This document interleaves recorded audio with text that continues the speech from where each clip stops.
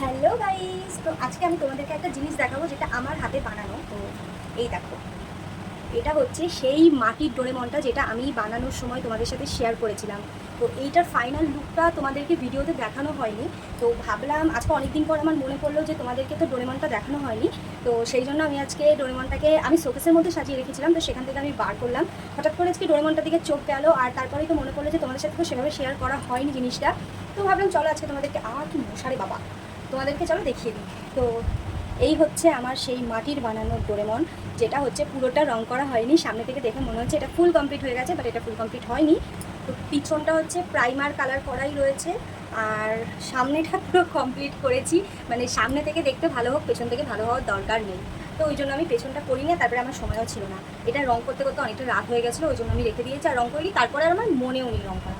তো এই ডোরেমনটা কেমন হয়েছে অবশ্যই কিন্তু আমাকে কমেন্ট করে জানিও।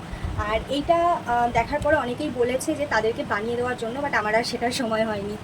তো ডোরেমনটা কেমন হয়েছে? যদিও আমি ছোটোবেলায় ডোরেমন কার্টুন দেখতাম না, আর ডোরেমনটা আমার খুব একটা ভালোও লাগে না। আমি যেটা দেখতাম সেটা হচ্ছে টম অ্যান্ড জেরি, মিস্টার বিন, তারপরে অগি অ্যান্ড দ্য ককরোচ, এইগুলো হচ্ছে আমি দেখতাম। তারপরে হচ্ছে মোটু পাতলু, এগুলো আমি দেখতাম। এর বাইরে আমি কোনো কার্টুন দেখতাম না। আর ডোরেমন তো মোটেই না। ডোরেমন, বেনটেন, সিনচ্যান, এগুলো আমার সব থেকে অপছন্দের কার্টুন।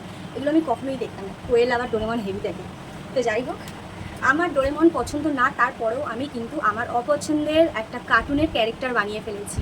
তো ডোরেমনটা কেমন হয়েছে আমি তোমাদেরকে বারবার একই কথাই বলছি যে ডোরেমনটা কেমন হয়েছে অবশ্যই কমেন্ট করে জানিও। আর যদিও আমি মাটিতে আগে কখনো কোনো জিনিস বানাইনি, আমি মাটির জিনিস বানাতে একদমই পারি না। তো এটাই হচ্ছে, কয়েকদিন আগে আমি হচ্ছে বললাম না, কোয়েল তোমাদেরকে বলেছিল যে আমাদের বাড়িতে এক সময় এক একজনের মাথায় এক এক রকম ভূত চাপে।